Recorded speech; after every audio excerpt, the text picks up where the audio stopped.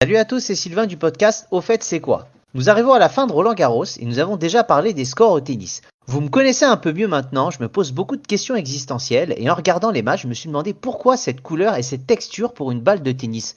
Au fait, c'est quoi la balle de tennis, Thierry?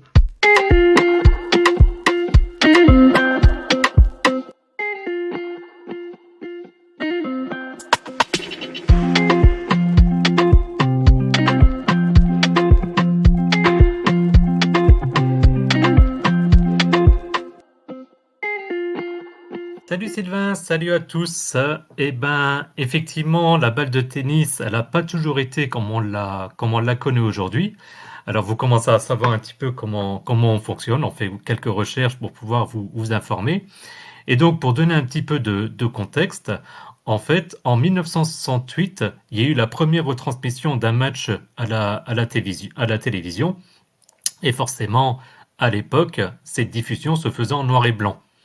Et du coup, étant en noir et blanc, et les balles étant blanches à l'époque, bah, ça génère un souci parce qu'en fait, les tennismen, tenniswomen étaient habillés en blanc, les raquettes étaient en blanc, et donc la balle était en blanc, ce qui fait que tout était en blanc, et donc sur un écran en noir et blanc, en fait, on voyait quasiment rien. Ah oui, à un moment la balle limite elle pouvait se fondre dans la tenue. Au moment où ça arrivait, on voyait quasiment plus rien. Même au niveau de la raquette, ça devait être vraiment compliqué au début à suivre. C'est clair. Heureux- Heureusement qu'ils ne jouaient pas dans la neige d'ailleurs, parce que tu imagines, ou sur une patinoire, Exactement, exactement. au moins les sols n'étaient pas blancs, c'était déjà ça. Donc là, en gros, ça c'est le début. C'est-à-dire, ils se sont dit, télévision, diffusion noir et blanc, c'est compliqué. Je présume qu'après, il y a quand même l'arrivée de la télévision couleur. Ça a dû révolutionner un petit peu justement la vision du sport en question. Ouais, exactement. Alors, en fait, en France, la première diffusion d'une émission couleur, elle s'est faite le 1er octobre 1967, donc l'année précédente. Mais Ouais. forcément, si on fait une comparaison, par exemple, Roland Garros cette année, il est diffusé en Ultra HD+++ sur Amazon Prime. Mais forcément, pour pouvoir bénéficier de ce niveau de qualité, il faut avoir la télé qui va bien, la connexion qui va bien. Bien sûr. Donc, pour les télécouleurs, c'était la même chose. Il fallait que ce soit diffusé. Il fallait être équipé de l'équipement qui va bien, donc le poste de télévision en tant que tel. Donc effectivement, ça s'est pas fait tout de suite. Ça a pris un petit peu de temps. D'accord. Mais à un moment, ils se sont dit, on peut pas forcément imposer des couleurs en termes de raquettes et en termes de tenue, je présume, hormis Wimbledon où tout se joue en blanc en termes de tenue. Est-ce qu'ils se sont dit à un moment, alors comment ça s'est passé pour le changement de couleur de la balle? Comment est-elle passée de ce blanc à ce jaune pétant? Ben déjà à l'époque, c'était en fait la pression des diffuseurs. C'est en fait les diffuseurs, certainement qui, j'imagine, perdaient de l'audimat ou quelque chose, mais qui ont fait pression sur la FFT, enfin sur la FFT, la FFT étant la Fédération française de tennis, mais l'instance plus générale du tennis, pour demander tout simplement à changer la couleur des balles. Donc, il y a eu en fait deux changements. Il y a eu le passage à une première balle jaune en 1972, et puis ensuite, il y a eu le passage à la couleur qu'on connaît aujourd'hui en 1978, sous le doux nom de la couleur Optic Yellow, donc qui littéralement signifie jaune optique. Donc j'imagine l'optique par rapport aux images de la télévision, même si ce n'était pas diffusé en optique, mais voilà, donc c'est le nom officiel de la couleur de la balle de tennis. D'accord. Donc ouais, c'est sous pression des diffuseurs. Ça me fait un peu penser à l'histoire, tu sais, du Père Noël et de Coca-Cola, où il est passé de vert à rouge sous l'impulsion de Coca. C'est à peu près pareil. Là, les diffuseurs, ils se sont dit, on a de l'audimat à faire, on veut quelque chose de plus flash, donc on va partir sur du jaune. Écoute, ça s'adapte à toutes les surfaces, on va dire. Donc pour le coup, leur choix est bien fait, et puis ça marque cette couleur-là. Je me suis posé une autre question. Parce qu'on voit la couleur, donc on est tous habitués maintenant, ça nous paraît lambda, banal, hein, cette couleur jaune, tellement c'est naturel. Mais pourquoi il y a des poils sur cette balle-là? Ah, pour réchauffer les mains des tennisman. Non, je déconne, pas du tout. À Non, en fait, Wimbledon, éventuellement, mais pas sur tous les à Barcelone par exemple ou à Madrid, je suis pas sûr qu'ils aient forcément besoin d'avoir un petit radiateur inclus dans la balle, mais bon. Ou à Melbourne, pareil, je pense que ça va Ouais, bien. c'est pareil. Ouais, mais bon, là-bas, ils peuvent avoir une araignée volante. Donc j'ai envie de te dire, une balle jaune avec des poils, pour eux, il y a rien qui choque, hein. La balle Spider-Man. Euh, Exactement. non, en fait, la raison est beaucoup plus basique, c'est qu'en fait, les balles à l'origine étaient en laine. Et ça, en fait, parce que la laine, alors je suis pas un spécialiste, mais d'un point de vue physique et de ce que j'ai pu lire, permet un meilleur rebond. Et donc, par rapport à ça, j'imagine que c'est pour garder le côté historique de la laine, qu'ils n'ont pas mis des balles complètement lisses. J'aurais tendance à penser aussi que ça permet aussi pour la prise de balle d'avoir plus d'adhérence, alors que si elle était complètement lisse, ça pourrait glisser éventuellement, j'imagine, avec la transpiration. Mais ça, c'est mon interprétation, je peux me tromper. Officiellement, c'était lié à la laine pour permettre un meilleur rebond. D'accord. Bon, on se renseignera pour avoir peut-être un peu plus d'informations. Parce que Ou c'est nos vrai, auditeurs qui nous laisseront un message, hein, ça sera leur exactement, vision. n'hésitez pas si vous avez la réponse. De toute façon, on va pas rentrer vraiment dans plus de détails, mais on sait qu'au niveau des balles, quand on voit sur les tournois, là, principalement du Grand Chelem avec Roland Garros, de toute façon, ils changent les balles assez régulièrement. On voit, hein, ça s'effiloche. Moi, je me rappelle quand j'étais petit, je sais pas pour toi, tu sais, tu avais ta raquette, ta balle de tennis, et tu l'épuisais jusqu'à ce qu'elle parte en cacahuète de tous les côtés, et que c'est vrai, voilà, il y a une durée de vie. Mais en tout cas, ça rebondit bien et ça permet de nous faire voir de beaux matchs. Donc c'est un peu le principal. Je sais que tu as fait beaucoup de recherches parce que tu aimes ça, Thierry. On va pas se le cacher. Sûrement plus que moi, en tout cas. Et est-ce que tu as quelques petits chiffres ou anecdotes sur le tennis et sur les balles en question que tu pourrais nous sortir?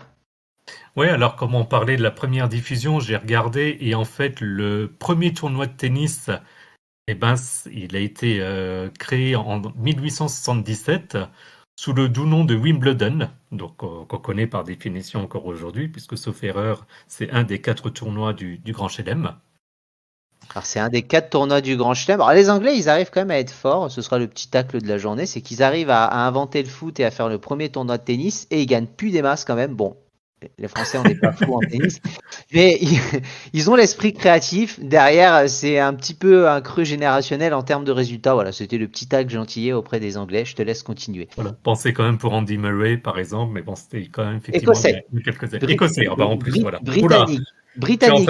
Donc oh là là, je ouais. suis en train de mélanger les Anglais et les Écossais. On va. Il y avait Tim Henman de mémoire qui était anglais à l'époque, mais effectivement, non, Andy Murray est britannique. Voilà, dans les autres recherches, parce que ça m'amuse de voir des chiffres, et par exemple, de lire que officiellement le diamètre de la balle, il doit être entre 6,350 et 6,668 cm.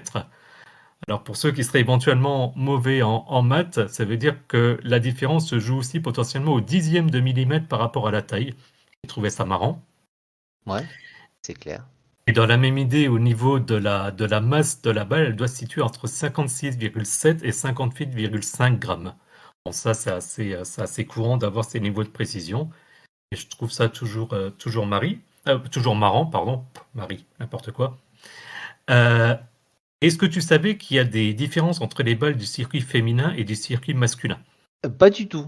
Pour moi, tu sais, il prenait l'espèce de petit truc capsule, là, il l'ouvrait, c'était les mêmes balles en fonction de féminin ou masculin. C'est quoi la différence?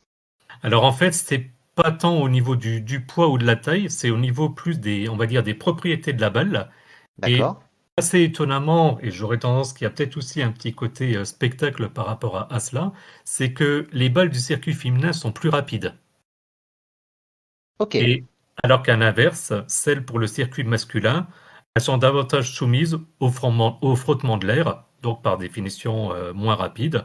Donc j'imagine que c'est pour donner l'impression que ça joue à peu près à la même vitesse, chose qui en général n'est pas le cas pour des raisons purement physiques, sans faire de jugement ou quoi que ce soit, c'est juste biologique et physique. Pour s'en convaincre, il suffit de regarder le record de vitesse du service. Je n'ai pas été chercher l'information, mais je sais qu'il y a des grandes différences par définition entre hommes et femmes.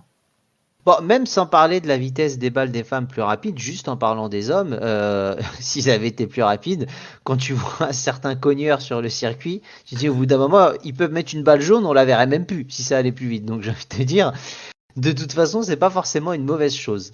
Mais écoute, c'est très sympa comme petites anecdotes. Je vais être honnête, je m'y connais relativement bien en règle générale en sport. Toutes celles que tu m'as énoncées, je ne les connaissais pas. Les poids, les diamètres, je t'avoue. Et puis, je ne savais pas que c'était Wimbledon, le premier tournoi de tennis. Donc voilà. Donc en tout cas, merci beaucoup Thierry pour tes recherches et pour ton émission. Comme d'habitude, vous allez nous retrouver après le générique de fin pour qu'on puisse présenter les réseaux sociaux et les différentes plateformes de podcast. Vous n'êtes pas obligé de rester. Si vous le souhaitez, ça nous fait plaisir. Et vous pouvez nous retrouver dans quelques instants.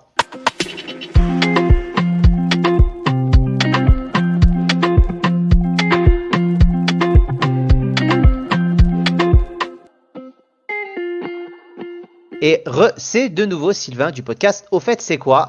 Vous pouvez nous retrouver sur différents réseaux, donc comme d'habitude Facebook, Twitter, Instagram sur @Au fait c'est quoi. Et n'hésitez pas également à aller voir sur notre Patreon. On a fait une émission sur Patreon, le note est disponible et vous pouvez nous soutenir et payer un abonnement à partir d'1 € pour nous aider à nous développer et nous prouver également que vous aimez le travail que l'on vous propose.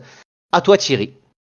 Oui, alors pour revenir juste sur Patreon, on a d'ailleurs 2 personnes qu'on va en profiter pour remercier, Romain de ActuTech et Nico de My Chromebook. Donc un petit coucou à eux deux qui se sont gentiment inscrits, donc n'hésitez pas à les rejoindre.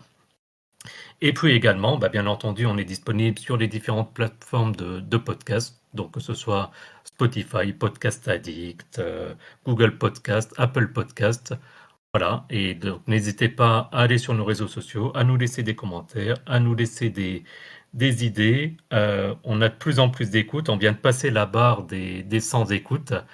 Donc c'est vraiment un plaisir de constater ça. Continuez comme ça, et nous en tout cas, on va essayer de continuer au plus possible.